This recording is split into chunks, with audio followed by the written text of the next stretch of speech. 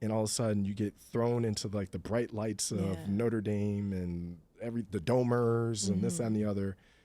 And you have a heck of a basketball career there. And then all of a sudden now you get drafted 6th. And now you're playing in the NBA in Chicago. Yeah.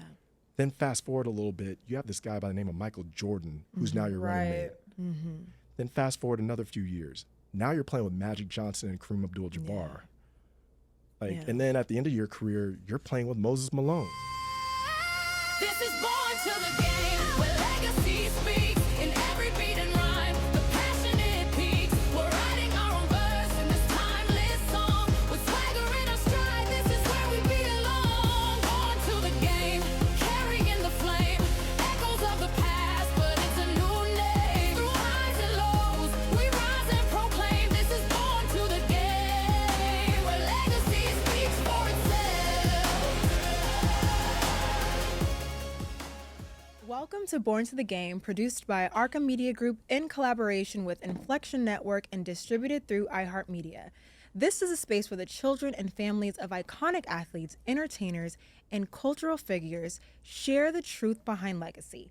Not just what their fathers did, but who they were and how that legacy continues. Today's guest is Zach Woolridge, the son of Orlando Woolridge, a former NBA player whose legacy extends far beyond the game. Zach's story is one of navigating identity, ambition, and loss, while learning how to carry forward a legacy in his own way, from competing in elite academic and athletic spaces to building a career in finance. He has learned how to move with intention in rooms where not everyone looks like him. Today, he opens up about his relationship with his father, the journey of grief, and what it means to lead with grace while building a life of legacy of his own. Please welcome to the show, Zach Woolridge.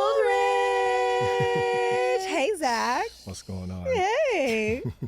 Don't hate what's going on. Did you like just try to keep it your low intro? key, you know? He's acting all low key. Just We low. were just kikiing right before these cameras started Clearly. about some gossip.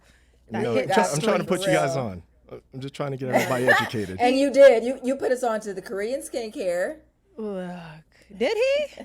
What He did, you Korean? missed it. You were outside getting ready. What happened with the Korean skincare? We will have to His buddy continue put at him some on, point. and then he was telling me some Wait, is that what you brands because use? y'all know I love I use a little Korean bit skincare. sometimes. I mean, that's why your face looks like, your skin looks like glass. There you go. That's what Glass it skin, is. okay. Little Zach. collagen face wash. It's great. Collagen Come on. face wash. There you go. It takes a real man to use collagen face wash. Right. So that means you have a sister. I do have a sister. That makes sense. That makes sense. We're going to dive into it. We're going to get to know you better for the viewers. We're going to talk about your dad, your upbringing. We're going to talk about your career, where you're going, who you're becoming, all of the things. And we're going to play a little game because that's what Tamara and I love to do. We love to kiki around here. we love games. So my first question, what was your experience like having a father who played in the NBA? And when did you first realize who your dad was to the world? Like, what was your first memory of being around it? What I always tell people when they ask that question, because it's unique, right? Like everyone's parents have their own journey, whether they're educators, whether they work in finance, they're lawyers. I just knew my dad played basketball. That's just, so for me, I just didn't know any better. I was like, you know what? Hey, like our family outing is we go see dad compete on a basketball court. And tens and thousands of people happen to watch him play basketball. But again, it was more of a journey of not really seeing anything different because I just didn't know any better. To answer the second part of your question, it was really more just when we were out in public. I think those were the moments where, you know, we're out and everyone is kind of gravitated towards him in different capacities. Like whether it's we're out to dinner and people are like, oh, I want to take a picture, I want to get an autograph. I'm like, we're just going to dinner like a normal family. Like we're just going to Gladstones and messing around back when they had peanut shells on the ground. I don't know if anybody remembers that. Hold on, where was that? Gladstones and Pacific Palisades. Oh, okay. I didn't even know. Yeah. Okay. No, way back in the day, going way back. But yeah, I think just instances like that was when I really could see like, okay, this guy he carries some gravitas in this world. Okay. But yeah, otherwise, just as a kid, I tried to, credit to my parents for trying to raise us as normal as possible in Pacific Palisades, for however normal that can be. Yeah. But just, trying to have that, like, eat at home, Some go to foundation. school, some foundation, Yeah. exactly. Okay. So take us back. So you were born where? And dad played where? Yeah, so this is going to be a journey. So I was born in Chicago. Moved to New Jersey when I was a few months old because my dad was playing for the Bulls from 81 to 86. Okay. Moved to New Jersey when I was a few months old. Okay. Played for the Nets for a couple of years. Then moved to LA, 1988. He was with the Lakers, late stage Showtime, so 88 to 90. Okay. And crazy enough, probably those 2 years out of the 13, he's probably the most known for. And with the Lakers? Yeah. Okay. Yeah, and my mom reminds me of the story often where when he was making the decision of coming to LA, there were some advisors around him that told him, like, hey, your years in LA are going to define your career. Wow. And I mean, pretty much anyone who approaches me to this day about him, they refer to his time in LA almost more often than not. Wow. So do you have any like vivid memory of you sitting in the arena, watching him play, watching him score, what that feeling was like? So probably, and this is going to be a fast forward to the story a little bit. Okay. So he ended in the NBA in 1994, Okay. played in Italy for 2 years after that. Okay. Italy is probably where I started to see, like, oh, this dude, can hoop a little bit. A little bit. A little bit. He's but all right. yeah, he's out here dunking on people and embarrassing people and this and that. But just seeing how fans react, and mind you, I don't know if you guys have been around European basketball. I know there's a gentleman who's working in production right now who's played over there, so he can speak to this. Fans are crazy over there. They're Crazier? Oh, for sure. Like, have you ever watched like soccer, like Yes. European soccer? Yes. They carry that same passion for basketball. Okay. Do you have a moment that you can recall? What happened overseas? Yeah, it's not like one moment. I mean, there's many. It's just, when they would win big games and just how people would be like, just watching the games, watching the fans react and, again, just walking around the town and just how he was received. But I would say, again, I mean, if you fast forward, see, I was born in 1986, so 94 to 96, 8 to 10 years old. The memories formed a little bit more around that age versus his time in the NBA. Okay. So you're so what age were you when you went to Italy? I was 8. Okay. And you spent how many years over there? 2. 2 years. And then when you come back to the States, you moved to We moved back to LA. LA. So we held our Okay. house in LA. So basically 5th grade onward, grew up in LA. So how was that? Just the challenges you faced from moving from city to city, then you move internationally and come home. Were there challenges? So it kind of goes back to the answer before. Like, Yeah. I didn't know any better. Okay. And thankfully, I mean, I'll probably end up crediting my mom through a lot of this discussion. She tried to create as much normalcy as possible for us, try to create a foundation at home and just kind of creating that, I guess, routine, if you will, of like, look, you're still going to go to school. You're still going to get your homework done. You're still going to achieve with whatever you choose to do. So it's just more keeping my head down. But absolutely, when I look back at it, 30 plus years ago, like having to make friendships, close out friendships, make friendships, close out friendships, go in, you're a new kid in school again. Italy is funny because, like, people do the comparison with like, oh, well, Kobe was in Italy and he picked up the language, this and that. Mine was a little bit different. I couldn't pick up the language for the life of me. Yeah. Like, I had teachers that are like, yo, is this kid going to be okay? Like, he can't pick up the language, struggling to, talk with the kids and hang out. So there was a lot of solitude in that. But the funny part is, and the joke I kind of look at is like, I wish I could go back to those teachers now and show like, okay, well, here's my college degree. That was halfway decent. Okay. Like I figured it out, but Oh, wow. but in another country where you don't speak the language, you're a young kid, you're impressionable, you're just trying to figure life out. It was definitely a journey. So did you go to your dad during those times when it may have felt a little bit of challenge? Did you look to him for any advice? Or I guess before you answer that, describe your relationship with your father in one word. Ooh. Might have to be a few. I might have to amend your question a little bit. We can let's do 3 words. Yeah. Okay. Probably more lead by example, if you will. Okay. I think one thing that I kind of took from him, just understanding how he was with people, was, you know, my parents from the South, you know, What part? northern Louisiana. Oh, Lord. Yeah, Yes. the sticks. Lord, yes. Like people Okay. from Shreveport don't know where the town is that my parents grew up in. Like it's to that level. They're from Shreveport? You know 30 there's a train minutes. station there. Yeah, 30 minutes south of Shreveport, just So about. I took, just to add a little insert, I would take the train from New Orleans to LA, and I would stop there. Wow. Yes, I would stop in Shreveport. Okay. And it's very small. I had a driver drop me off there at the train station. It was just me and my baby and the driver. Wow. There was no real there wasn't anybody operating the train station. That's how small it was. Yep. But I remember. Yeah, Shreveport. I So mean, people would cool. go casino. Yeah. It's over there. Okay. Yeah. Very cool. Okay. But I mean, reason B is this, like my parents, it's just Southern hospitality, Yeah. right? And that's Okay. just, they just knew how to be nice, polite, warm.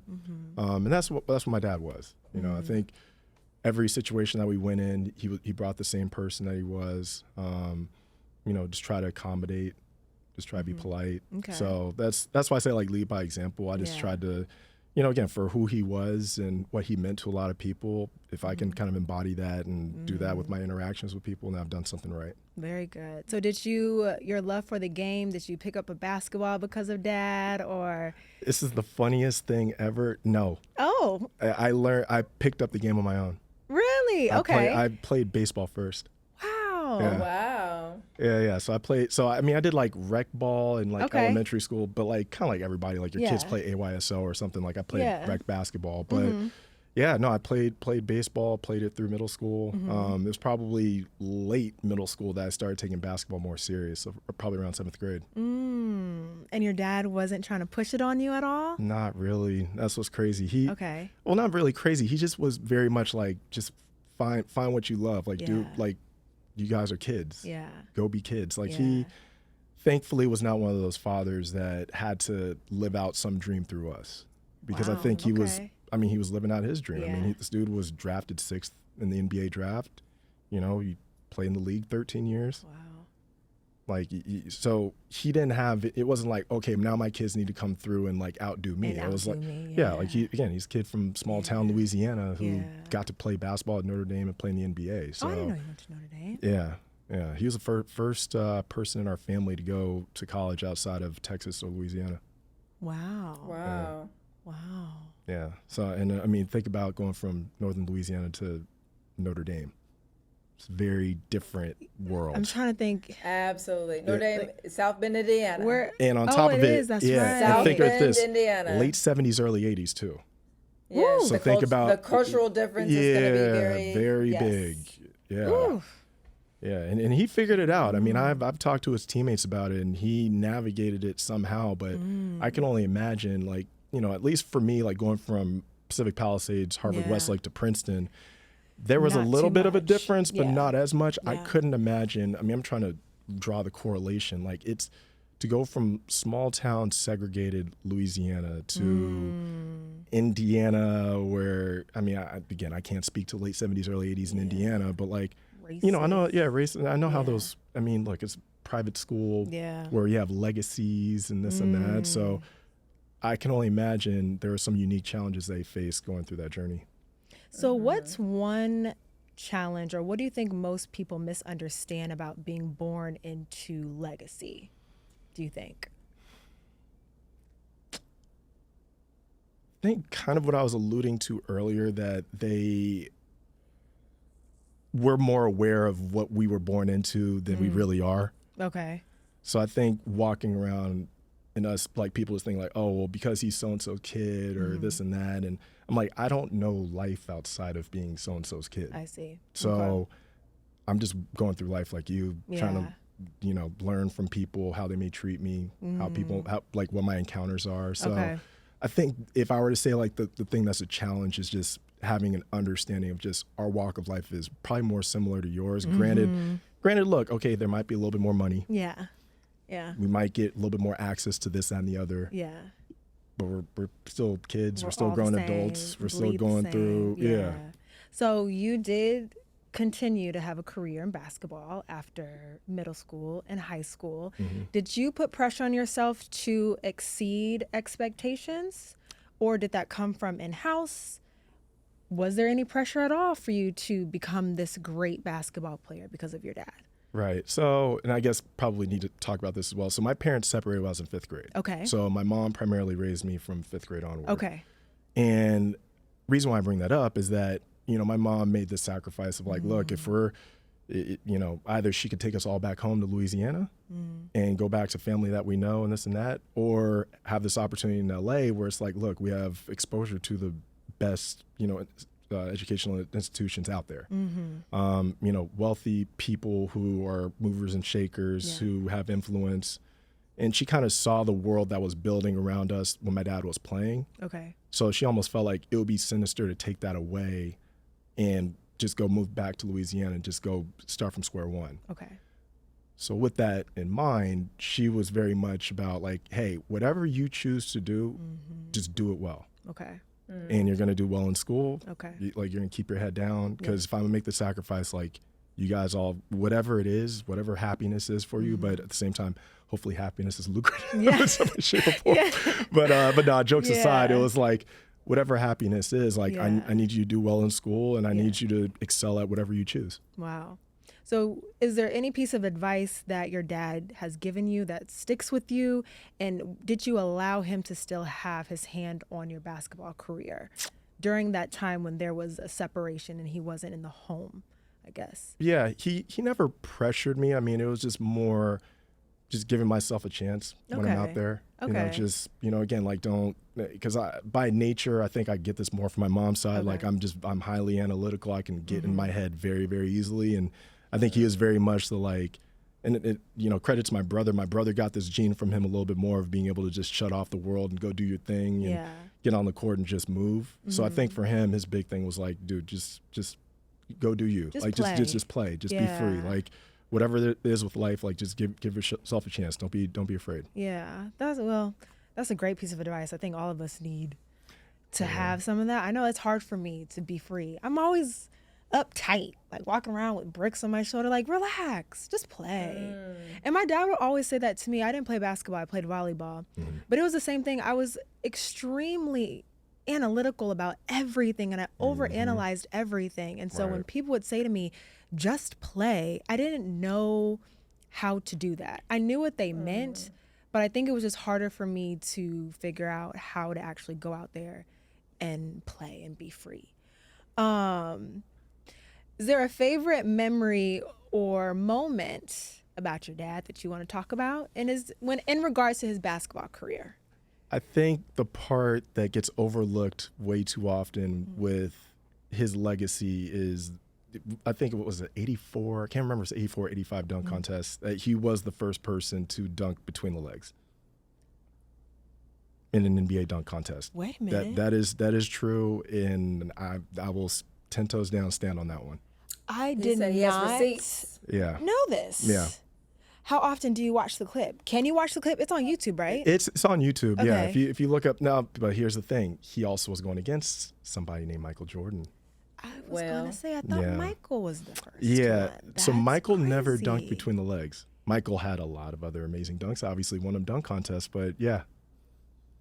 I know that's right, Mr. Orlando. Period. No, that's pretty cool. Yeah. That's very cool. I learned something new today. So how does the debate happen if you know that your dad did it and then people still pin it on MJ? I mean, that has to feel away. Yeah, right? well, I think it was J.R. Ryder, I want to say, who people penned as one. Then obviously Kobe did it, and then over time people have remixed in different ways. But it's just interesting that it doesn't get enough pub. But I'm like, you know what? If I could be one person sounding off like, hey, technically he did it. I know that's right. I love it. Well, I learned something new. I'm gonna watch the video when I get home. And you're gonna have so many people after they watch the episode go and try and find the clip. Oh, absolutely. Oh yeah, you gotta find it. I think Evan, we should edit it. We're gonna edit it in. Oh, so people absolutely. can see it. Oh yeah. Absolutely. So let's get into who you were as a kid. Yes.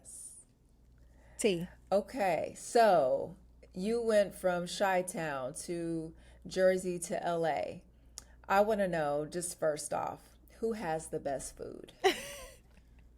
Oh, I mean, you're asking me when I was a kid. I mean, I'd have to answer that more from adult experience. I mean, it doesn't matter from wherever.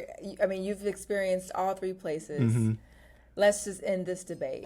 Because Okay. that's always a debate about who has the best food. But these are three very, very pivotal places. So Chicago, Jersey, and LA. Who has the best food? So overall, LA.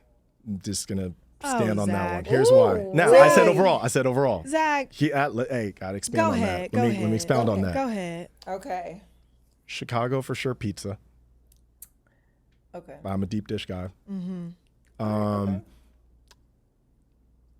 Let's see, and I went to college in New Jersey, so that one's probably more of a fresh memory than any of them. Jersey, I mean, it's close to New York, too. yeah. So it's like, I that's mean, why New York, I will say this, like New Yeah. York, you're gonna get some of the best Italian you can find anywhere. That's true. And you can go to a hole in the wall, you can go to bodega, anything, and you're gonna find that. So I would say New York has that, but I think if you go A to Z, any sort of cuisine that you want some sushi, you want to go get a taco, you want pizza, you want pho, whatever, like whatever you want. I think because of the cultural mix that LA presents, that to be honest, you look around the world, you don't have a lot of cities that can execute on different cuisines the way that LA can. Okay. Man. Wrong. I'm like, to me, Chicago to me I was has the gonna best say food. Chicago has the best food, Zach. We need. The I five just- best food though, they got. I'm vegan, and I And- say and the thing Chicago is- has the best food. And the They thing do. is, I'm telling like you, deep they dish really pizza do. is the least thing I like from Chicago. Same. It's Oh, okay. I do not like deep dish pizza at all. That's Okay. on the bottom of the list. Okay, Out of the interesting. three, LA is my least favorite place. Chicago, New York, LA. Chicago Yes. has the Fired best on- food. to me. Chicago Okay. has the best food. Shots fired at LA. Yeah, okay. sorry, LA. Okay, this is definitely a debate we're gonna have to continue. Yeah, with, after with off the camera, viewers. off camera. 'cause But we're that, gonna be I mean, going back that and just. Oh, yeah, for sure. Yes, look, your life just led me back into that debate because of where you've lived. That's so funny. So, just with that, transitioning from coast to coast, what was the transition like and having to be on the go, and just having relationships and connections? How was that? The beauty of doing that as a kid, especially in elementary school and preschool, is it's before the age that you really can understand that. God forbid, I would have to do that in middle school and high school. That would be a much different answer for you. Yeah. But I think as a kid, you just kind of go with the flow. Like you're like, okay, guys, we're gonna pack up and we're going here, and you don't really know any better. Yeah. So, I think probably difficulty was more. I mean, I'd say like moving around that much is more of a leading indicator of like maybe potentially developing a little bit later than I meant. So potentially like going into middle school and high school where I'm with a lot of kids that are used to their communities. Like I remember going to Harvard Westlake, and I know Evan's back there somewhere. He can speak to that. Like you have these kids that go to the John Thomas Dyes, the Curtis schools, the Center, all these different schools, and they're like, oh, I've had my friend since I was 4 or 5 years old. I didn't understand that concept. Like I was like, oh, well, I just met you, and most people I've known for a year or two, and I've had to kind of rinse and repeat and keep doing this numerous times over. Yeah. So I think probably just getting used to being around the same people and trying to build relationships. I think that was probably more of a journey. And then also just, kids are kids. Kids are going to say things, they make comments. And I think that was something I had to kind of come to terms with too, because by nature, I'm a nice person. I mean, people may disagree with that now because, just basketball does stuff to you. No, people don't say you're not a nice person, Zach. No, they don't. I'll put it this way: the people who know me best, they'll be like, "Oh, he'll throw some jokes every now and then." But I try to be Who doesn't polite. like a joke? Depends on what the joke Some is. people can't take the Yeah, I was joke. about to say. Some Depends people- on what you jab on. Okay. Right. Yeah, but anyway, back to the original point. Like, I just being a nice kid and just trying to fit in. Where you got these kids who've grown up, they're comfortable, they're maturing, and this and that. It kind of puts you at a disadvantage. And I think developmentally, it didn't kick in until later, where I'm like, okay, getting more comfortable in self and knowing I'm going to be here, building who Zach is. That journey just probably happened a little bit later for me. Okay. Gotcha. Yeah. Gotcha. So what kind of kid were you? Were you ambitious? Were you mischievous? I can't You know what? spell or Take all- pronounce for damn. So don't However ask you want to me. say it. I got the main. I got the were main you point. bad? Basically, were you bad? Yeah, was I a bad little kid? No, I was very much the opposite. Oldest of three. Okay. Oh, okay. Oldest of three, single parent household by that point, fifth grade onward. So I always just felt I was the example. Okay. And Okay.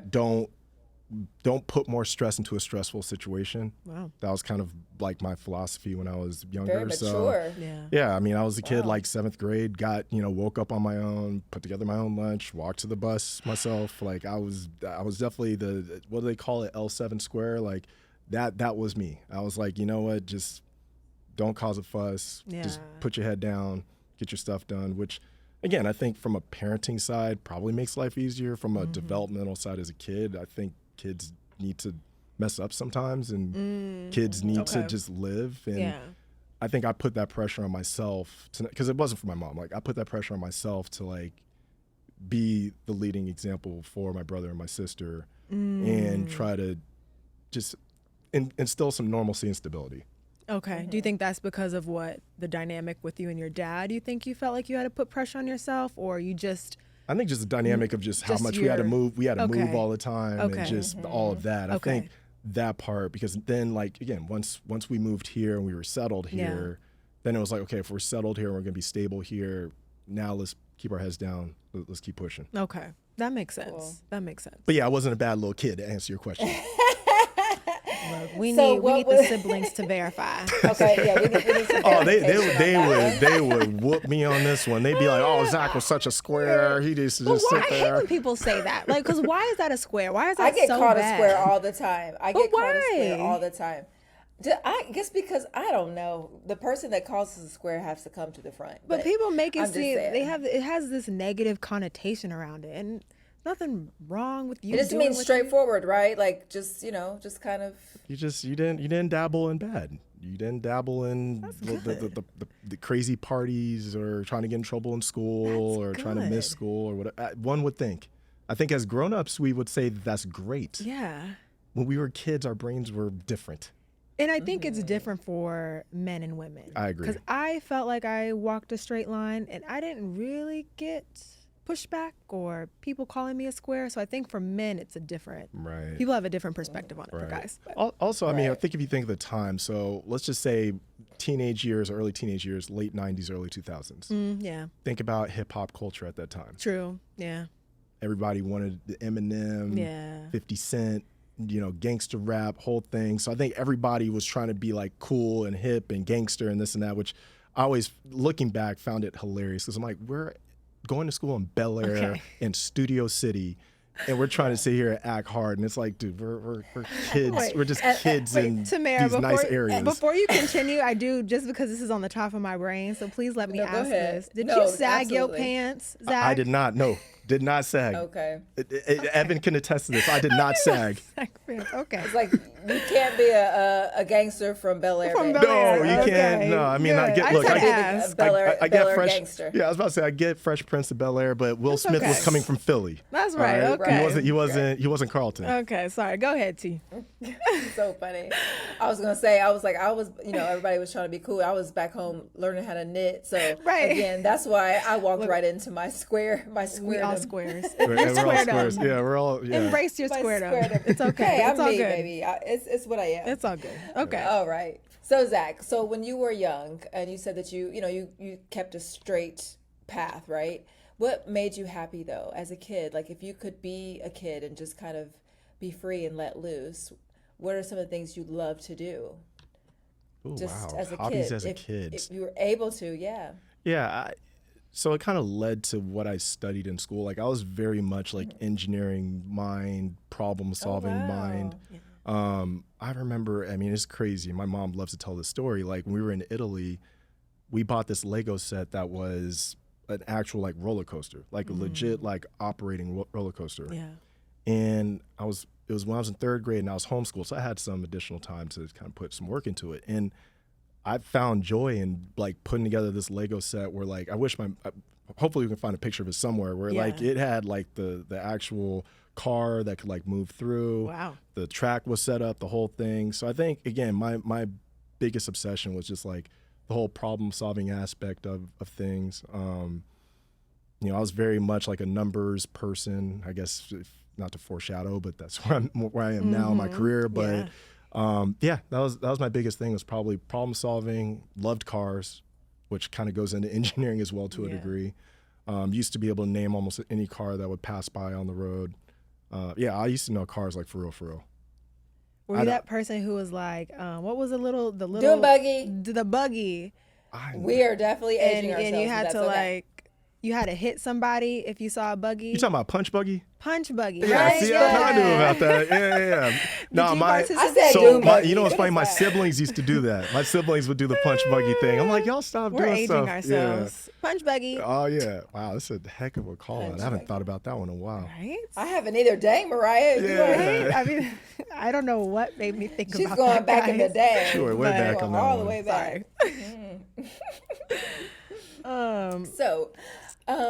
So you kind of answered the question about you having to, kind of grow up fast because you had to be, have responsibilities and be a responsible one. But what role do you feel like you played in your family though?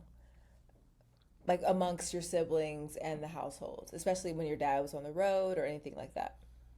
I think similar to what I said before with just lead by example. I mean, I don't want to say like leader, because realistically, I mean, I was my mom. My mom was the matriarch, and she did all that she could. So I don't want to take that away from her. But I think however best I could lead, just as, the oldest of three and setting an example. Yeah. That was my main concern. So like if I had, whether it was bad grade on a test or something happened at school or something happened in a relationship, whatever, like I just, was trying to make sure I was leading the best for my brother and my sister. Wow. Wow. Almost like you didn't want to stress your mom out. You didn't want to have to be the problem. Correct. Yeah. Wow. Yeah. Growing up, that was a big thing. I think as I've gotten older and, then got to college or whatever, that was my own person. But while I was in the household, that was definitely, I don't want to say a concern, but just something that I challenged myself with. Wow. Okay. Very cool. Very, very mature again. Very mature. So when you look back, what do you think your younger self needed? Stability, but that the only reason why I stop on that is that I have to kind of go with what life's realities were, just being part of a NBA family and just the topsy-turvy nature of the NBA. Yeah. Because I think stability would have led to me probably developing quicker with like self-confidence and understanding my identity and who I am. Okay. I think when you put two and two together, it makes it a lot easier. Okay. I used to say often when I was a kid, talking to people who had more traditional upbringings, like I'd say like, look, I kind of envy you knowing like you grew up in this one house since you were 2 years old.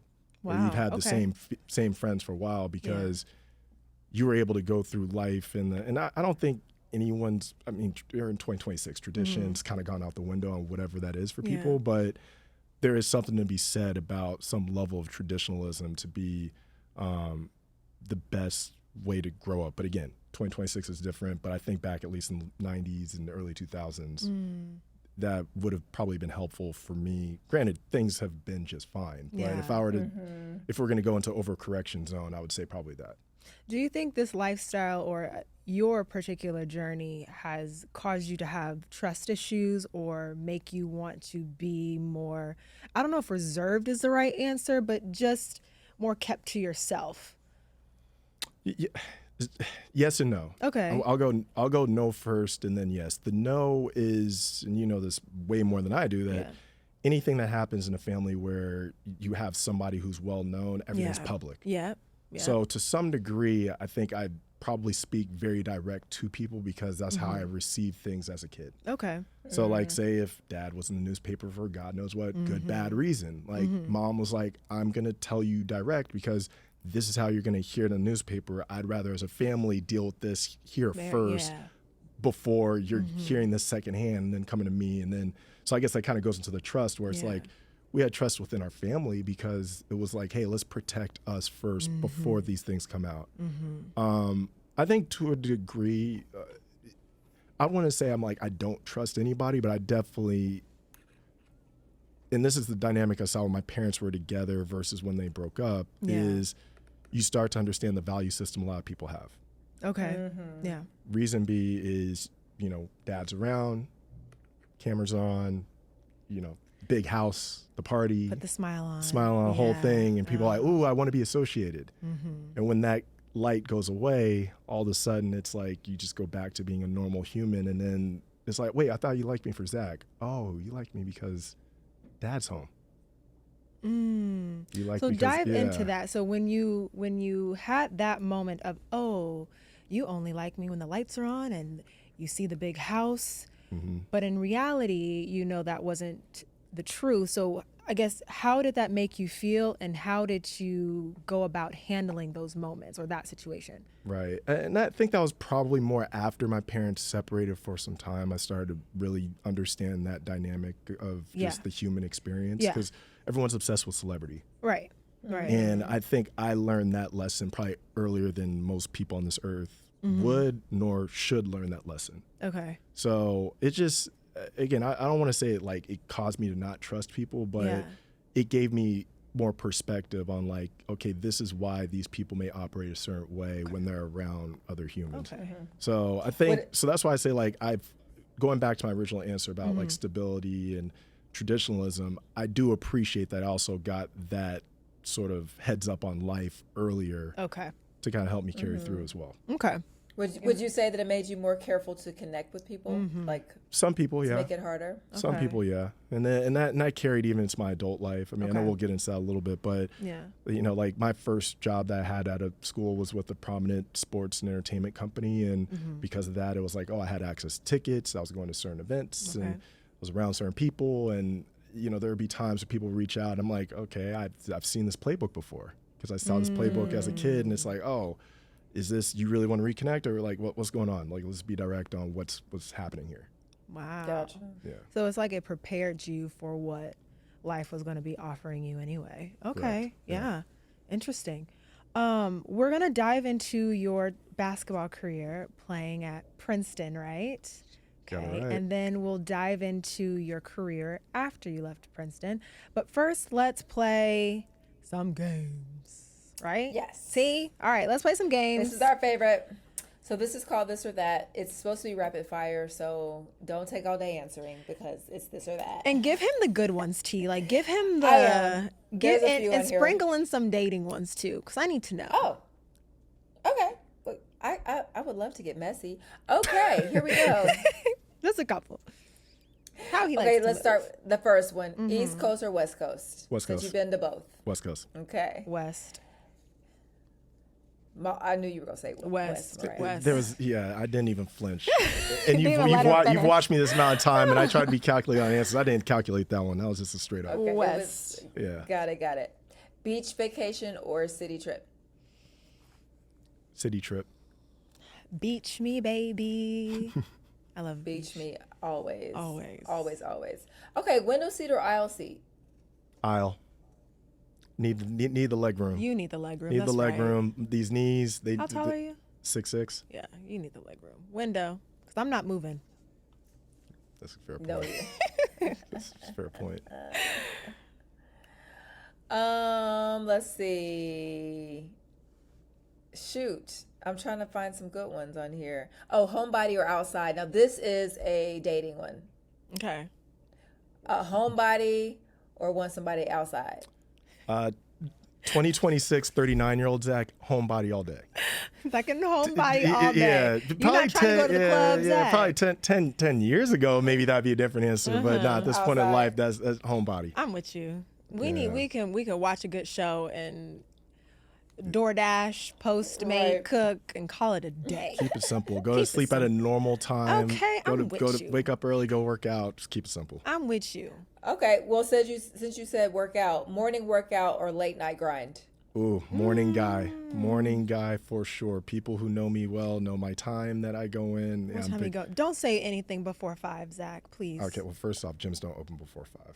I feel like Evan has texted me and been like, yeah, I'm heading to the gym at like 4. Yeah, so Evan, so on Instagram we have gone back and forth on that one because I'll look Yeah. like I'll be sitting there in the gym. I'm like, man, Evan's already in there doing his thing, whatever. Right. But yeah, I get in now. Difference between me and Evan. Evan has a family. Very true. I'm solo Very true. dolo, so like Very Evan true. has a reason why he needs to get up early and knock it out. Accurate. Whereas me, like, I have work, but I have colleagues who go in later. So yeah, I work out at usually I get to the gym at 5:30 in the morning. Whew. I just want to be that type of person. I don't. Like, I'm rolling in at 10 o'clock. Yeah. It's not And for 10 everybody. and 10 is early. You know what it is, and we're going to get into this. But I played college volleyball at the University of Florida and Georgia Tech. And so early morning workouts. Oh yeah, I hated them in college. Two-a-days. I hated them in college. I hated them. And my very last day on campus, I said, I will never willingly get up to go to the gym before 10 a.m. I can't Not wait. gonna happen. I can't wait for this answer. Not going to happen. So y'all already know that I'm going to the gym at 10 p.m.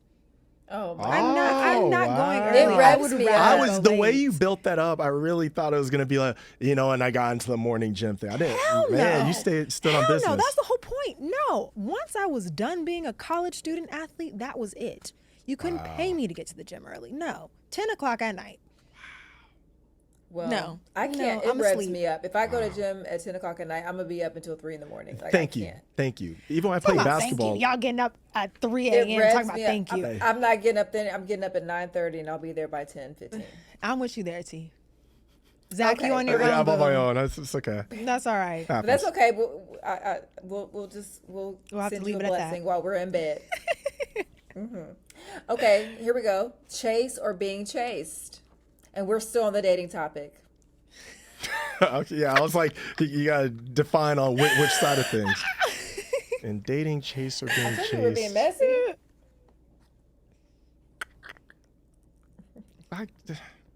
I guess being chased. Being chased. Yeah.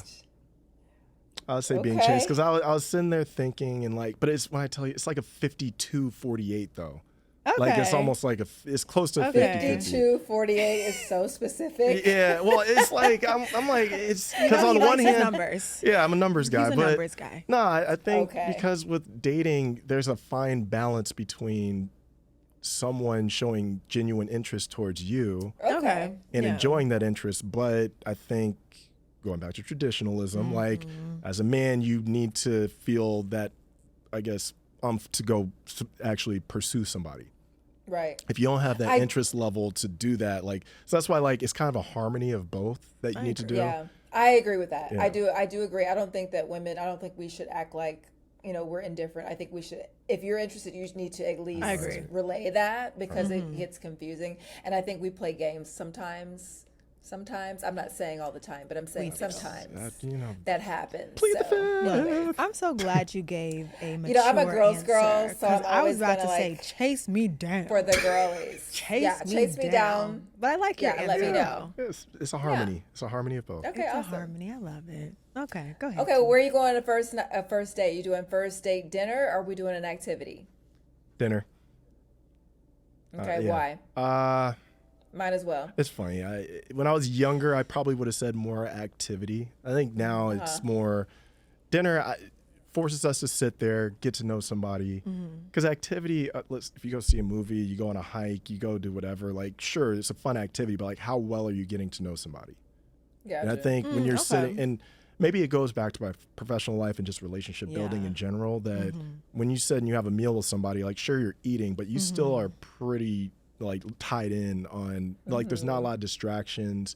You're really sitting and asking intentional questions. Like, you're really trying to get through. Whereas, like, if you go on a hike, you're sitting there, I don't know what sort of shape some people are in.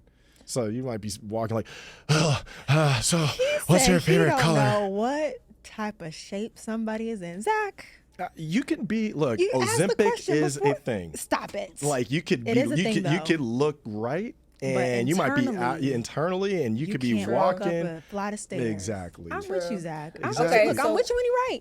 I'm I'm with with you. So here we're gonna segue into my next one. It's not on here, but I'm gonna say it. So would you like a gym partner or no? Let me go by myself. I'm okay with that journey on my own. I'm okay with it. Who? Okay. How many women are gonna be okay with like, oh, let's go to the gym at A lot of 5:30 in the people morning? like to work out together. I mean, not at night. Yeah, Not at 5:30 in the morning. Yeah, let's keep it real. Let's keep it A real. lot of people like to work out together. that. Yeah, no, I don't want to put that pressure on somebody. He said, I just- want to take No, the you don't journey want to alone. deal with another No, person. hold You want to on, be by hold on. yourself. Let's go. Let's roll back through what I was talking about. I was talking about how I don't want to put stress on my mom. All right, so if I'm not, so yeah. you're not trying to put stress So on if her I'm- either? Yeah, like if you go to the gym at 9 a.m., go to the gym at 9 Okay, a.m. but what if she's like, babe, I want to go to the gym with you at 5:30 in the morning. What are you going to say? I'd be like, cool. Let's see if you actually Okay. wake up. So, okay. Because I've had one of those, that's why I can say that. And she didn't get up That's at 5:30? hilarious. No, heck no. But you don't have a That's problem with hilarious. working out with your partner. It's just No. more so you want to make sure that she's comfortable and Exactly. not feeling pressured to be there. I don't want to get insert that you. pressure because I but- get you. and here's the thing too. Then if you're in the gym with me, then it also turns into like how much do you want to do what I'm doing? Because if you're just gonna go in there and do your own And be thing, cute then and take pictures. yeah, like if you're gonna be cute and take pictures, I'm like, don't be a tourist. Like be an actual inhabitant of this Don't area. be a tourist. Don't be a tourist. Hilarious. I couldn't go to the gym with Zach. Zach will kick me out after 10 minutes of me taking my Instagram pictures. He'll be like, girl, go home. Just go. Like, Yeah, you go, should- hey, you go should be get good at happy. it. You might need to be happy somewhere else. There Go you go. be happy. Okay, Hilarious. bye. Go We ahead. talked Dee. about this one on the break. Private relationship or public love? Private.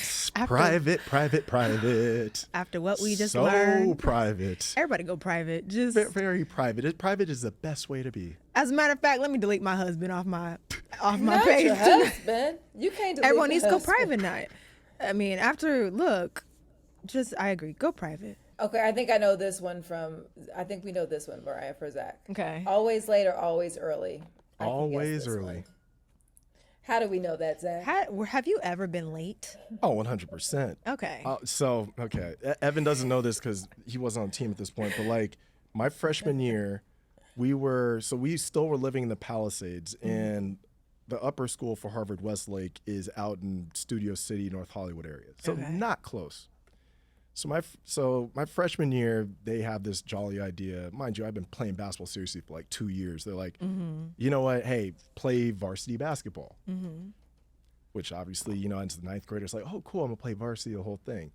Well, here's the thing. I didn't drive yet. My mom had to drive me. Oh, okay.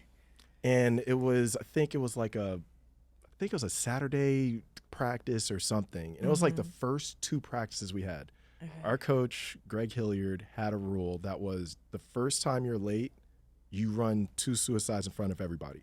Okay. Oh my God. The second time you're late, there's a seat put at half court, and you watch everyone else do 2 suicides in front of you. Third time is a suspension. Okay. I was late my first 2 practices because my mom was driving. I don't want to throw mom under the bus, but Mom, that we just love happened. you. I love you. But what happened? You're like, I don't drive. But what happened? Look, in all fairness, I think we were still going through some stuff with like, I don't know if we were trying to move out of the house. Okay. Okay. There was a legitimate Yeah. reason. Like it wasn't mom being mom. Like mom raised me. So obviously Yeah. like she's on her stuff. And it was a valid reason. Yeah, it's it's a not like very- it was yeah. intentional. You were lollygagging. Yeah, dragging your no. feet. It was Okay. like, yeah, I got there late. And then the second one, I forget what happened, but it was like something happened. Something. Okay. And I remember after that second one, there's this guy, and we're cool now. I'll put him on name on it. Craig Weinstein, great dude. We're cool now. Like his kid, watch his kid play soccer, the whole thing. But in high school, he was highly intense, and he was the captain of our team. And Oh, I remember God. after that second time, he was like, Zach, if you don't figure it out, like there's gonna be a problem. I'm probably saying it the nice way. So I was like, okay, So thank you, Craig. Yeah, you got me on point. Like, what was he gonna do, Craig? Jeez. Okay. Yeah. Okay. Well, glad. Well, that's still. You weren't intentionally late. Yeah, So like I you're wasn't still not intentionally- like. Yeah, and So look, really, it was a you good haven't lesson. been late before. It was a good lesson. You know, Yeah. credit to Coach Hilliard, credit to Craig Weinstein. Like, Okay. it's. I think those are good lessons I learned. And, Yeah. Now I just try not to be late. Now I will say this: my father has to be 2 hours early for everything. Oh my gosh. Like, 2 hours. like when I tell you the man hates to be late, so it could be just being a part of sports, You know, you have a schedule, you got to be on time places. That man hates to be late. Yeah. Like him and I would argue if we're going to the same place at the same time and we riding together, if I'm a couple minutes late coming down them stairs. But 2 hours, I'm just stuck on 2 hours. What? So I'm we sitting leave here stuck on it. tomorrow. Our flight, I think, is at 8 or 9. We're leaving at 5. So what do you Like- do at? What do you do in the meantime? Look at each other. Ooh. Like, we look at each other and just looking silly. Because why did we get up at 3 a.m. to be here at 5 and our flight don't leave until 10? Make it make sense. But I bet you So- never missed your flight. That's the coach. yeah. That's that coach mentality. Yeah, Coaches are different. They're so different. But he's like, he's always going to be like that. So I appreciate people who enjoy being on time. I'm 50-50. I try to be on time, but sometimes it just doesn't happen. Okay. Any more you want to do, T, or? Yeah, let's do a couple more and then we're Okay. gonna move on. Okay. Okay. Text all day or talk later.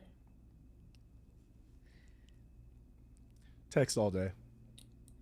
Okay. I talk to a lot of people because of work.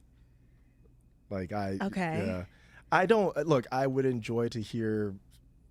Obviously, this is dating related question. I'm assuming before I It keep going. wasn't. It wasn't. But let's take it Oh, there. You took it there. dang! I got Go hit ahead. with that one. I We volunteered took it- myself. Yeah, you volunteered. So go ahead.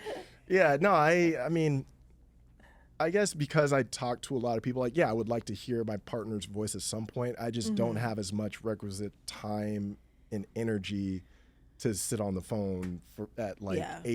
8:30 at night. It's like, hey, I'm trying to wind down, get to bed, whatever. But I mean, I will say this: work related, I for sure would prefer phone over text because Okay. Lord knows we've all been in situations where you get caught in paper tiger or whatever, and if you pick up the phone, 2-minute conversation, knock everything out. Yeah. I can see that for you too. Yeah. Tamara, So- we FaceTime, but we don't have to get into that, but we'll FaceTime you. So don't look, Zach, tomorrow we're just going to Ask randomly my FaceTime. sister We're going to Tiana FaceTime on this Zach. one. Oh, Ask yeah. Tiana on this one. She'll tell you I mute all FaceTime. So if we call you tomorrow, what you going to do? It might get muted. Will you answer? Tamara, he said no. I didn't That's say okay. no. I just said That's maybe. okay. We'll see. We'll see. We'll now, try it well, out now, and now to be spiteful, I'm probably gonna answer it now. All right, very good. That's the whole point. Very good. Uh-huh. You're gonna break your own rules. Exactly. Yeah. Period. Just to prove a point. Good. Right. So Mother's Day is coming up. So are you calling your mom or are you texting your mom? I'm taking my mom to brunch. We are doing the in person. We're going back to traditional. Oh man. She the deserves good it. son. The good son. Yay. Well, Shout out to mom. I know. Shout out gotta to her. Got to do it in person. I mean, well, Yeah. especially. I mean, look, we're in the same city, so at minimum. But I mean, to my sister's credit, I think we'll see. I know sometimes she'll fly out from New York like for a day or two and then fly back. So, and she has a crazy schedule because Wait, so your sister lives in she lives in New York. New York? Okay. Yeah, yeah. She's a doctor too, so you know that schedule. And what kind of doctor is she? Sports medicine. Woo! Yeah. You go, girl. Yeah, she's a beast. Wow. All right. So this perfectly segues into your education and career. So, what was your experience like at Princeton University? Just alone at Princeton University, and being there as a Black student athlete, and why Princeton of all places? Smarty pants. Yeah, so I'll go backwards. Yes, take us back. I'll go backwards chronological. So Okay. on the answer. So why Princeton? So in my senior year, so probably like junior summer, just talking to a number of schools. Princeton was the one, and at the time, John Thompson III was coaching there. Okay. And his recruiting style is it's no highs, no lows. It's always consistent. Okay. So, and you know how recruiting is. Like, you get coaches that show up everywhere, blow up your phone, want to talk to the family, do all this and the other. And what I appreciate about Coach Thompson was that, like, everything, like, you knew what to expect, but it wasn't like he wasn't going to blow up my phone, but he wasn't going to get out of contact. Okay. And I appreciated how consistent he was with it. He was also a Princeton grad, obviously comes from big pedigree with his father and coaching at Georgetown. and then the school speaks for itself, right? Like it's. I mean, It's Princeton. it's 1A, 1B. I know we have a Harvard grad in here, so I got to be respectful of it. So it's 1A, 1B, depending on the year. But yeah, I mean, it's a great institution. I think with basketball at the time, they were doing really well. My senior year in high school, they had gone to the tournament. Okay. They were returning a lot of the same players. Okay. So from a basketball side, at least before the rest happened there, like everything looked great. They had an interesting program that I pursued, operations research and financial engineering. Okay. So as I was kind of detailing the journey I had hobby-wise and just the way my brain fires, that fit into it. Okay. So all things considered, it kind of looked like a cool option to go to. So that's the why. Now, individual experience there. What I learned very quickly was, there's a lot of legacy kids here, and there's a lot of tradition here. Interesting. Yeah, I started to learn very quickly, like, because again, LA is kind of like new. Everything's new every day. Like it's just there's change, there's flow, there's different cultures. Princeton is Princeton.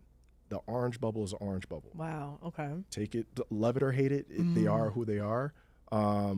I've learned to appreciate it over the years, but it was a stark difference from what I was used to before. Okay. Getting to the racial aspect of it, that's another thing, right? Like you have Los Angeles, which is a very culturally integrated city. Melting pot. So this is why I'm gonna stand on business on this one. LA is probably the most culturally integrated city in the world potentially. Okay. If you look at the backgrounds, you have, like where I live in Miracle Mile is a heavy Jewish population. You have Koreatown, which is the highest concentration of Koreans outside of, I think, was it Seoul, Korea, and like Beijing. Okay. And you can go on and on about the different groups that are here. Yeah. Get to Princeton, and all of a sudden I'm like, I don't see that many Hispanic people. I see some of us, but at the time it's gotten better with the school, but American-born Black people, you didn't see a lot of that. A lot of the Black people came from well-to-do families in Nigeria or in Africa or in other parts of the world. So I think coming in, like that was a little bit of a learning curve because I'm like, okay, so this is not representative of something I've been around before. So Okay. I think that first year was a lot of learning Okay. and trying to learn how to adjust. And going back to like when I was a kid going to these different schools, that's, that was just what I was used to. I wasn't fully developed yet. Going in at 17, 18 years old, it was a different journey. And then it's like, okay, you're trying to get used to like, I'm in college and like, basketball and figuring that all out. Thankfully the schoolwork, sure it was harder, but Harvard Westlake prepares. I can't think of the word. Thank you. Good. But yeah, it prepares you very well for like highly intense and highly competitive situations. So Okay. that part I wasn't. Granted, still you go from Harvard Westlake, which you have the best in LA, to you go to Princeton, where you're having the valedictorians of like everywhere and sometimes the smartest kid in the whole country. Yeah. So like you get those sort of things, but I think it was just trying to get used to the day-to-day life more than anything. And I think that did have a little bit of an impact on my performance as a student and a student athlete because it was just trying to understand that confluence of everything because it could be a lot. It could be overbearing. So did you ever feel like you had to prove that you belonged on campus? Did you ever have imposter syndrome? Or did you just walk on campus and know that I was meant to be here? Basketball has a very good way of putting you on a pedestal coming into a school. Okay. And you know this from Florida and Georgia Tech. Like you walk in the door and you're like, I'm an athlete. I'm one of at least basketball. I'm one of the top 15 basketball players here. Obviously you got people do intramurals or whatever, but like, let's just, for the sake of the conversation, you're the top of your sport there. You're on TV. Like people know who you are. Like they can look you up online. So I think I kind of had that to look at, and I'm like, okay, well, I have my own identity with the basketball team, and also like I'm out of LA, like so I think, and over time there, I don't want to call it brash, but I did kind of develop that like I'm the LA guy, like take it or leave it, like I'm not the 5th generation Princeton kid, that's gonna wear a double popped collar, like this is not me. Okay. there were obviously challenges that you faced on campus. Did you play? You played did you Yeah. have So I played active minutes? So I actually, I'll be honest, I rode the bench all 4. Well, I mean, I did too. yeah, playing late in volleyball. my Okay. senior year, I started playing a little bit more, but Okay. for the most part, I was not in the rotation. Okay. So when you're going through those challenges, did you look to your dad ever to help you navigate through that space? Actually, no. No, I mean, okay. I really, and to be honest, not my mom as much. If anything, Okay. I felt bad with my mom that like because I know I was the first one, and Yeah. she's dealing with me trying to navigate like I'm 3,000 miles away, my Okay. siblings are here, Okay. basketball's not working out the way that it should. Right, So okay. also, I guess big thing for the story, John Thompson III went off to Georgetown right before I stepped on campus. Okay. So that also, I mean, I think in the transfer portal Mm-hmm. era, I don't know if I'd have a Princeton degree right now. Okay. But Okay. purely because, 17, 18 years old, the way Yeah. your brain fires, you're like, wait, no, the coach I committed to, he's not there anymore? Oh, Yeah. I'm releasing my commitment. Okay. That's just how kids think. So how did you cope through that, I guess, the 4 years that you weren't playing when you, I'm sure, had expectations to at least be part of rotations? Right. Also coming out of LA, Yeah. I think the era that I came out of LA, I mean, there's numerous NBA players who, and not just had like short careers, like longer careers. Yeah. I mean, there's a guy, Aaron Aflalo, that we used to play against every year. Oh. Yeah, like Aaron, I used to match up with Aaron when we played Compton Centennial. Oh, wow. Okay. I think even Evan and I mean, we had a guy, Bryce Taylor, who was a great ball player, played at Oregon, played overseas, for a long time, and now is a great coach. So like, I was around Nick Young, Swaggy P, another great example. P. The Swaggy P. Swaggy P. We were all, so like I was exposed to these guys coming up because we were all Okay. the same year. And I mean, granted, I'm not gonna sit here and put myself in the same sense as those guys. Those guys are obviously highly talented ball players and have done extremely well for themselves. But like, I was exposed to that early. So then to then go to Princeton, an Ivy League institution it's not Pac-10 or Pac-12 now. It wasn't Big East, like we're Ivies, and then I'm not playing there. Like that was, at first it kind of hurt because I'm like, okay, I used to compete at like the highest level with the highest people, and now whether it's arbitrary or not, I'm sitting on the bench. Okay. So I think that part was kind of hard, but it kind of went back to, okay, but what am I playing this game because I want the accolades to come with this game, or am I playing because in some weird, sick way, I love getting out here and trying to get better in my own way and running my own race. So eventually basketball ends, and then you transition into the real world. Were you able to take anything from those 4 years being involved into sports into your professional career? And if so, what was that? And just kind of walk us through your professional career once you left Princeton. Just the competition and competition, sense of urgency, execution. I think a lot of those things are what you take because at the end of the day with basketball, like you have scouting reports that you have to follow. Yeah. You have playbook that you have to know. You have to be early to practice. Yeah. Got to work out. Yeah. I think a lot of the building blocks of what you learn, and especially in college, right? Because high school, you can kind of get away with certain things. If you're just that talented, you can get away with a lot. Yeah. College is where that starts to happen, where just being and I saw this with I had a lot of talented teammates at Princeton that played maybe 1 year or 2 years and then quit because they're like, oh, this commitment's a lot. Like, I want to go be a college kid. Yeah. I want to go party. Like, school's hard. I'm homesick. Okay. And I think, kind of seeing that over the years, and like each year people dropping off and I'm still kind of there, that kind of developed that side of like, okay, well, maybe I'm developing some character that I didn't realize I was going to develop, sticking this out and trying to push to whatever sort of dreams I have with this game, whether it's I get to play overseas or the last game I play is my, last year of my senior year, or last game of my senior year. Yeah. So translating that to the workplace is just, again, just showing up. If I say I'm going to do something, do it, be prepared, have good relations with my colleagues.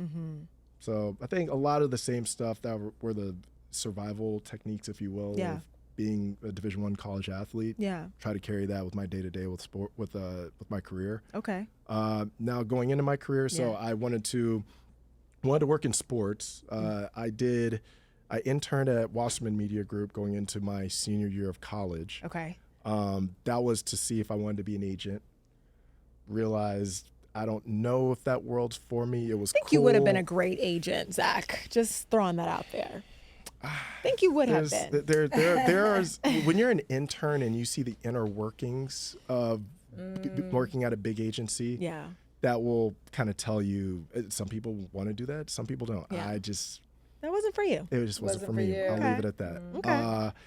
So then the next part was like, okay, what on the business side is going to be unique, right? So originally was going to try to work in basketball ops. That was kind of my first. I was like, let me try to go the ops route, see what that looks like. I wrote my senior thesis on objective player analysis or advanced analytics for NBA players Okay. and understanding how do you basically through a formula get to a win and what that Okay. looks like. So wrote my thesis, shared that with a few people in the industry, or like a few GMs, what have you. What ended up happening was I was probably a number of years ahead of the times because Wow. if you think about it now, like analytics are everything. Yes. That's what people base every decision off of. At the time, that wasn't it. I mean, you're talking 2007, 2008. Like people are still going off the old school. Yeah. What I see with my eyes, that's what I justify my decision on a player with. So fast forward, so I was like, okay, let me try to do this. But then a lot of GMs were like, okay, this is great, but do you want to just be like my gopher who picks up the players to go to practice and whatnot? And I was like, yeah, I don't know if that's gonna work. You're like, no. Right. Yeah, No. yeah. You're like, yeah, no. Yeah, Yeah, no. and you know, and power to the people who did those jobs. I mean, there are GMs who've been basketball operations assistants, and Yeah. and they Right. were patient and navigated correctly and got to the positions that they're in. So Yeah. I don't, I think for some people that's a good route. Didn't feel that was right for me. Okay. And then a company by the name of Anschutz Entertainment Group. Okay. They were one of the premier, if not the premier, sports and entertainment presenter around the world. At the time, they were expanding very quickly with like different teams that they owned, and different venues that they operated. You know, they have a music side that's very well known. Obviously, you probably know Golden Voice, Coachella, Stagecoach, which is going on right now. So, they were consolidating their sponsorship operation in LA, and they were trying to hire analysts right out of school to kind of help with the sales and the servicing side of corporate partnerships. So that was kind of my way to get into the industry, and something that I thought was going to be, just 1 year, let me just see how it is or whatever, ended up being a 10-year career. So, spent 8 at AEG. Was an exciting time. You had the LA Kings won 2 championships, or Stanley Cups, my apologies, 2012, 2014. Okay. Galaxy, I think, won 3 MLS Cups. The Lakers won in 2009 and 2010. So you put it all together, like it was just an exciting time, all the different events that were going on in there. I went to numerous Grammys, went to, ESPYs, just, was, I think one of my crazier things I got to work on was during E3, which is a big video game conference that used to happen in LA every year. Okay. We put I kid you not, a 60-foot arcade in the middle of Chick Hearn Court between Crypto.com Arena and LA Live. A 60-foot arcade? Yes, I probably will have to get a picture of it for Please you. do. Yeah. That's cool. But legit, it was like an activation thing for Frito-Lay because they're trying to Wow, figure out a way okay. how to do like a large-scale activation around E3. Yeah. Okay. So, and they ran concerts every night. Like Steve Aoki was performing on that stage. What? Like they had Madden that you can play during the day. It was a whole That's thing. crazy. That's And that was one of my clients. I had to help them carry that out. Wow. Good for you. Yes. Okay. So so when it came to like sponsorship activation, like I was starting to do stuff on like larger scale, and then got to LAFC. In their infancy, I was employee number 36, I believe, and was able to kind of go from soup to nuts, everything with LAFC. Granted, I worked in sponsorship, but when you're that early on with an organization, you're putting on a lot of different hats. So, I think I was able to get the full foray there, and after about 2 years there, was kind of looking at my career. At the time, I think I was 31, 32, and it was kind of like that point of, do I keep pushing to try to be like an exec in sports, or is there something potentially out there for me that's different? Okay. So that's why I pivoted into finance, and Bank of California, which is my largest client.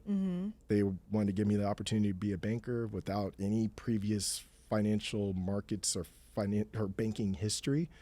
So I then pivoted at 31, 32 years old to start a completely new career in finance. So I think that perfectly segues into Tamara, the importance of relationships and networking. And yeah, Tamara, you take that one on, but that perfectly segues. Okay, cool. Awesome. So you make this pivot into finance. So what does it mean to co-chair the Black Employee Network? Is that a part of your finance career, or is that something separate that you've come up with? The latter. So I guess I'll fast forward a little bit. So I got to JP Morgan about 3 years ago, working in the private bank. And I think, I'm very involved from a volunteer standpoint with 2 different nonprofits away from my work. And, and then on top of it for Harvard Westlake, I chair the African American Alumni Network. So when I look at my, extracurriculars outside of my job, I wanted to find opportunities to kind of marry that same passion with what I do day to day. So, there's a beautiful opportunity that popped up with JP Morgan where with the Black Employee Network, obviously we're in an interesting time politically, especially with regard to DEI, and, credit to the firm to, put their foot down and go like, hey, let's figure out how to give a sense of community and a sense of identity to groups, but obviously not take away from the fact and not take like a separate approach, but just bring people together. So really, I would say allyship along with identity are 2 things that we try to focus on. So it's been great that I've been able to work on that with JP Morgan. Really, it's just community building. Yeah. Bringing people together, making sure that they're having events together, understanding like there's people you can talk to, whether there's advancement at the firm, just understanding the day-to-day, trying to get acclimated with the firm. I mean, look, like JP Morgan is JP Morgan. It's just the top of the street. You say it to anybody, whether they're, somebody who just goes to Chase to go get a few bucks or, the largest hedge funds in New York. Like, it's a very well-known firm. So I think, my little way of helping people who look like me acclimate with the firm, if this is the way that I can do it, then happy to do it. Shout out to JP Morgan. Okay. I've been with them since I was like 16 years old. Thank you. Shout out to them. I've been with them for a very long time. Anyway, so when it comes to networking, I mean, it's obvious why networking is important, but from your POV, why is networking so important when it comes to whether it be Black Employee Network or even in finance, period? What is the reason why that networking should be the top of our list when we're talking about finances? I would say a lot of different ways, because networking, if you're trying to figure something out, like a shared journey is the best way to do it. So say if you're trying to get a certain job and you see somebody who either looks like you or maybe they don't look like you, but they want to support you in some way, shape, or form. So I think networking can get you to sponsorship somewhere, or mentorship, if you will. Yes. So I think that's something that's big with networking. Also, we all have probably tried to apply to jobs on LinkedIn or through other sort of Indeed or Monster. ZipRecruiter or whatever. And you get thrown into the masses. Yeah. And you don't really stand out. Well, if you build a relationship, that's how I got from AEG to LAFC. That's how I got from LAFC to Bank of California, back Bank of California to JP Morgan.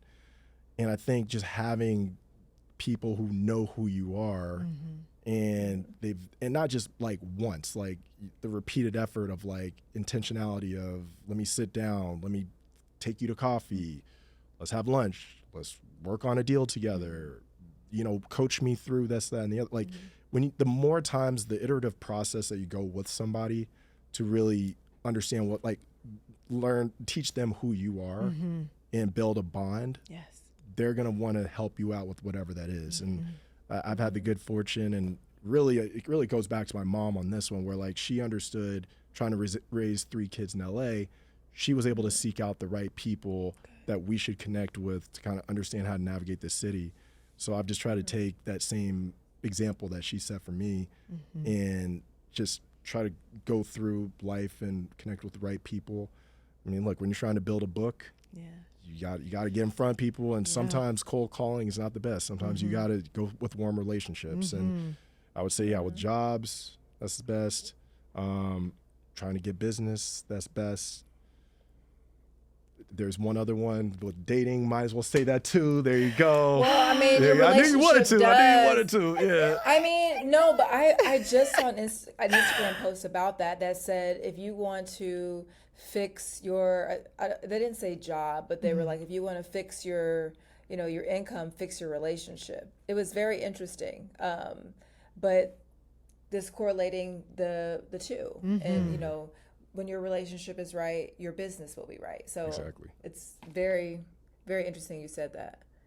And you talked about intentionality.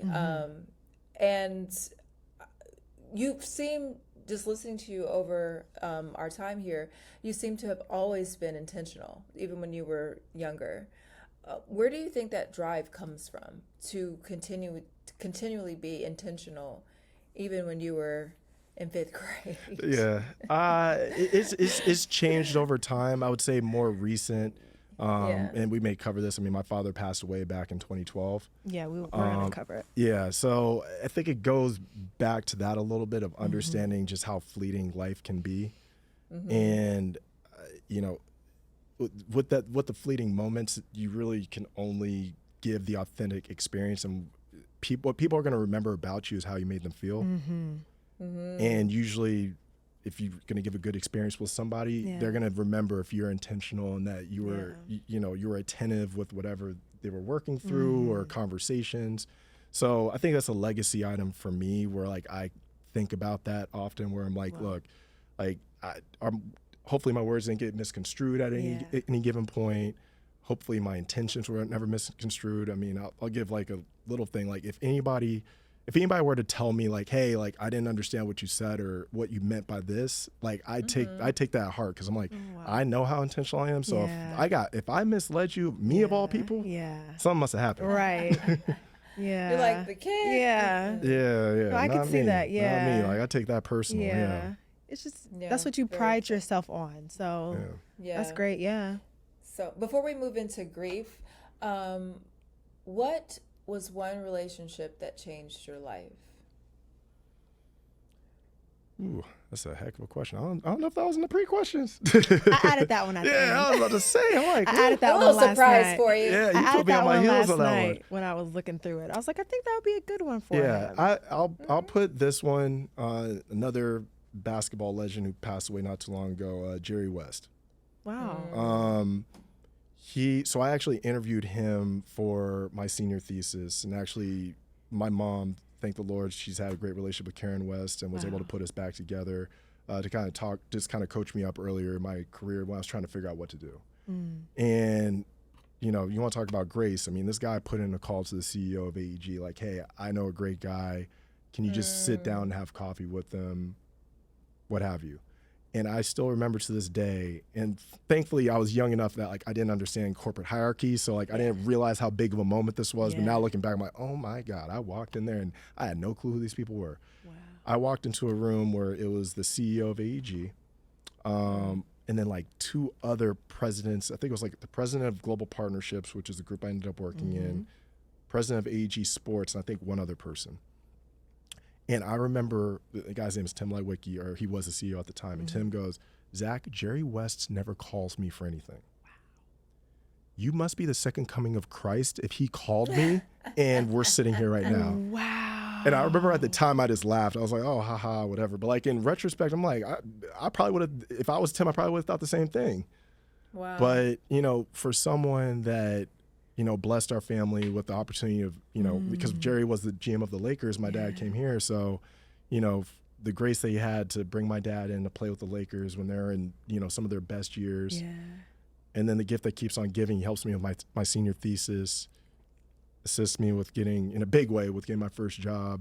I have a lot of respect for the West family. Oh my gosh. That just, again, great story. Explains the importance of relationships and networking and wow. Yeah. Wow. I'm happy you asked that question, T, because you didn't mention that when you were going through your job history and how you got from point A to point B. Yeah. Jerry West had a huge part of that. Yeah. Wow. No, he's great. Okay. He's a great man. He's a great man. Very wow. Rest in peace. So the journey of grief is something that you learn to live with. What has that looked for you as you're navigating life now in your career and personal relationships? It's been an interesting journey in the fact that as you guys have heard over the last however much time we've been speaking, like I've been very big on like keep your head down, push through, figure it out, don't give yourself excuses. Yeah. And I think as I got through life, and especially with my father's passing, like I kind of kept carrying that through. And I think over time, it inhibited my ability to really understand people when they, you know, I know we're joking about like, oh, going to the gym at 5:30 in the morning versus 9. Yeah. The answer I gave about like, does my person need to do it the same way as I do? Like getting to this point in life was like, you know what? I have to accept people where they are and be completely fine with that. Yeah. And not in a way that's kind of like not frowning upon them or looking down upon them. Like, look, we all have different journeys. And I think with my father and, you know, later in his life and some of the, you know, trials and tribulations that he had, and then obviously how it ended, like, and just how stuff was with the family or whatnot, like I try to take on that like head down, whatever. And I just noticed what I was doing with the relationships of folks closer to me. Okay. And, you know, and funny enough, I mean, some people have to go the therapy route. Thankfully, I can get pretty self-reflective. So that was the way I did it. And yeah, I started to realize like, take 3 steps back. Like everyone is special and great in their own way. And how do you leverage that for your own, or not necessarily leverage that, but like, how do you, their journey in seeking happiness, if they're seeking happiness, like they're doing well.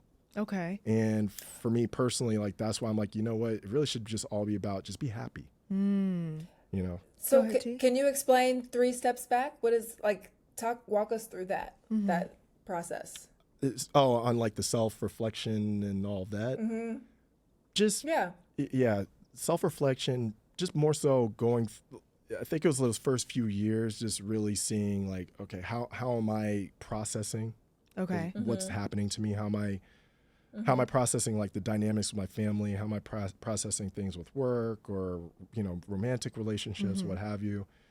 Just going through that, like you take different notes and different points of like, okay, where was I great? Where was I bad?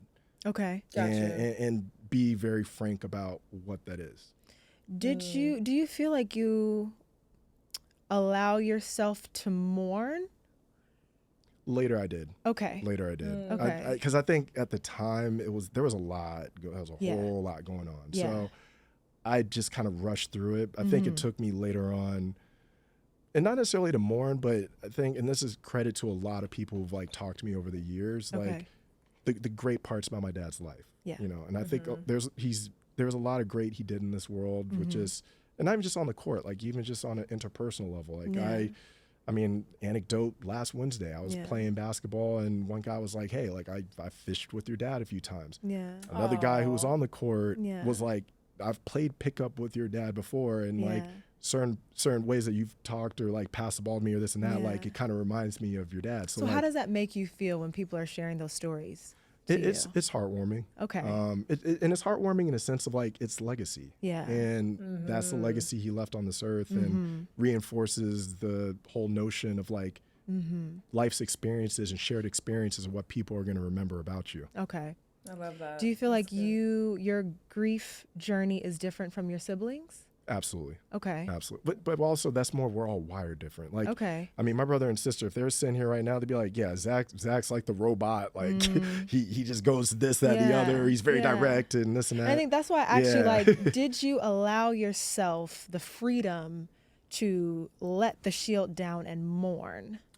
Yeah, or do you feel like you had to keep the face for your family?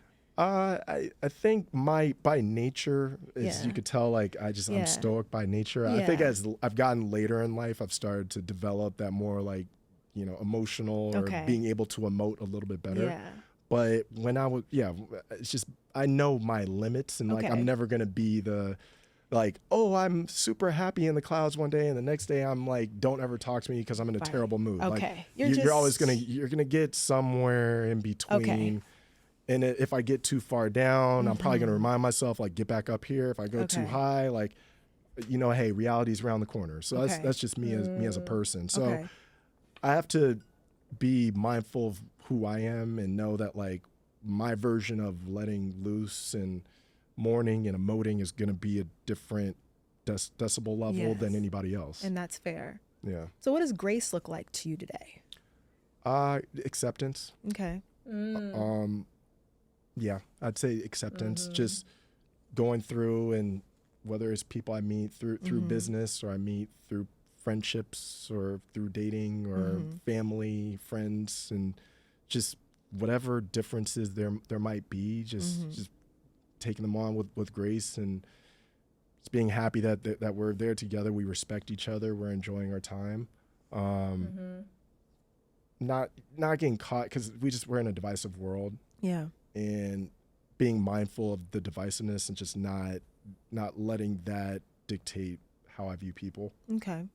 So I try. No, go ahead. You got it. I was going to ask you, how good are you at giving yourself grace? The way you said that, you're like, I want to know this answer. Much better now, and it gets better by the day. Okay. That's a daily journey that I have to sit and look at and be like, look, like whether it's, something that happened with a friendship, and I'm like, hey, this and that happened, or I lost a deal with work, or I got a great deal with work, or me and my mom are doing great, or my mom mad at me for being Zach sometimes. It's just like anybody else in this world. Yeah. I think it's just looking at each opportunity that I can where these things happen, and just being patient with myself, and being patient with the people, and actually more importantly, being patient with the people around me. So as you are continuing on your journey, and you're evolving, and you are learning how to give yourself grace and other people grace, and you're going through this process of carrying grief and so many other things, has your understanding of your dad evolved? Yes. Okay. Absolutely. He had a lot he had to carry through. He, has a very publicly chronicled journey with addiction. And I think as a kid, I didn't understand how to really square that box, if you will. Yeah. Going through life and having friends who've had issues, having friends who've passed from certain issues, like life's delicate. And everyone's equipped differently to deal with the different aspects that life throws at them. And then also for a guy like him, like I can only imagine coming from a town of 10,000 people, segregated, coloreds on this side, whites here. And then you're going from that, and all of a sudden you get thrown into like the bright lights of Notre Dame and the Domers and this, that, and the other. And you have a heck of a basketball career there. And then all of a sudden now you get drafted 6th. And now you're playing in the NBA in Chicago. Yeah. Then fast forward a little bit, you have this guy by the name of Michael Jordan, who's now your running mate. Then fast forward another few years. Now you're playing with Magic Johnson and Kareem Abdul-Jabbar. And then at the end of your career, you're playing with Moses Malone. Oh, I didn't know he played with Moses. He played Moses in Philly. Okay, wow. So that's just a very quick ascension in your life of like all these different things. And, and again, when you're a small town kid from like, I had the good fortune of being here in the bright lights. So I can kind of see like, to kind of sound like a quarterback, you could see a play out. Yeah. Like you we're like, okay, this corner is going to come in here. The safety's going to pop up, whatever. Like you could see that coming. Yeah. He didn't have that awareness. Yeah. And I think going back to the grace topic, like you have to understand, like everyone deals with that differently. And I think I don't want to say my dad didn't have the tools, but I can only understand like that journey wasn't a linear journey for him. It wasn't an easy journey. And, I think there are things that if he had an opportunity to go back and redo. Absolutely. Okay. And also the most important aspect of it wasn't about me. Good. Good. Very good. And I understand, like, look, like, there's me, my brother, my sister, my mom, whatever his relationship was with my mom, that's for them. And but I wasn't like, I was a part of that journey and that I was his kid, but I'm not a part of his journey of the difficulties of trying to navigate all that. And like, why some of those things may have occurred. Okay. Correct. Yeah. So I don't. So the better part of that question is like, I don't carry the guilt of like Good. I'm the reason Good. why. Like no, Okay. I do not carry that at all. Like that's So that's there wasn't something- a time that you did? No. Have you felt like that? Okay, good. No, I very. I mean, I think the part as a kid that was tough was just having that part ripped out of like not having the traditional like father and son thing going through. But I also know my mom had to do what was best for her. Yeah. You know, I think every relationship, Yeah. you know, whether it's death that does you part or on this earth that does you part. Yeah. And to some degree, it's my business. Some degree, it's none of my business. Yeah. And they did the best they could. And I think, you know, and look, the fruits of it got me to where I am today. So I don't have no problem with it. But yeah, going back to your original question about, you know, just my dad and just the perception, really understanding, like talking to his former teammates, talking to friends of his. I mean, like I have a prospect for work that his older brother and my dad were like really close friends. It's a super small world on that. And so like, I'm just getting perspectives from different people. And I'm like, you know what, like that's gotta be a lot. Yeah. It's gotta be a lot. Beautifully said. Beautifully said. I'm going to ask you Second one more that. question, and then we can wrap. But when people think of Zach years from now, what do you hope they say your legacy was? Just I was straight up. Yeah. You know, I was intentional. Tried to do the right thing. Supportive. You know, had his quirks to him. What you do? Yeah, I have my Which- quirks. You know, he'll throw a few jabs every now and then, but just you enjoyed him. He was a good guy. And again, try to do the right thing. Beautifully said. Again, you have been a joy to talk with the last, hour and a half? Yeah, We've been that's what I talking for like, Yes. Evan just has been about. flagging us the last 30 minutes, like, wrap it up. And here we go, just a chit-chatting. But before you leave, we wanted to gift you with something. My mother wanted you to have this. Oh wow. She is, you know, right, let's full see blown what we mommy mode. She's Ooh, like, that's heavy. she was Yeah, like, I well- remember when Zach was a baby. That's the thing about being born into the NBA. Oh yeah, everybody knows everybody. Everybody knows everybody. Oh, my mom, I'll be, let me get back to the mic. Yeah, so my mom, I mean, she'll tell me, I think we were in like Hawaii and like Danny Ainge was in the, by the, or picking up our bags and walked up and the next thing you know, it's like, oh, how's it going? This, that, and the other. And I'm like, how do you know Danny Ainge? But I was like, I guess they all. Oh, yeah. It's a small world. Yeah. So she's like, I have to give Zach something. And so that's for you from my mother. Thanks, Mom. She would have been very pissed off if she watched this episode and did not And see didn't you get her gift. getting Fair your enough. gift on camera. So, Mom, here's proof that it made it to Zach. Zach has it. Yeah.